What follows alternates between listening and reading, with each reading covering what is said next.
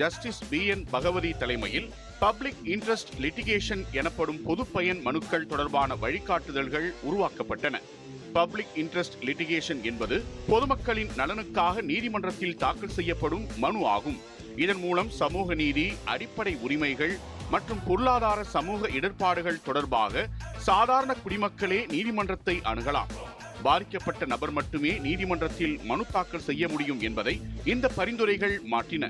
பாதிக்கப்படாத நபரும் பொது நலனுக்காக மனு தாக்கல் செய்யலாம் என்பது ஜஸ்டிஸ் பகவதியின் வழிகாட்டுதலாக இருந்தது.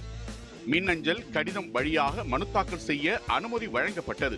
ஏழை எளிய மக்கள் நேரில் வர முடியாத நிலையை உணர்ந்து கடிதம் அல்லது பத்திரிகை செய்தி மூலமாகவே PIL தொடங்கலாம் என்று நவீன காலத்திற்கேற்ப புதிய நடைமுறைகளை உருவாக்கினார் ஜஸ்டிஸ் பகவதி.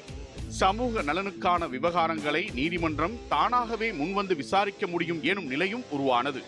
சூழலியல் பாதுகாப்பு, மனித உரிமைகள், குழந்தை தொழிலாளர் பிரச்சினை, நில உரிமைகள், பாலியல் கொடுமைகள் போன்ற பல பிரச்சனைகள் PIL வழியாக நீதிமன்றத்திற்கு வந்தன. ஜஸ்டிஸ் PN பகவதியின் வழிகாட்டுதல்களால் இந்திய நீதித்துறை சமூக நீதி காக்கும் மிகச்சிறந்த ஜனநாயக தளமாக உருவெடுத்தது.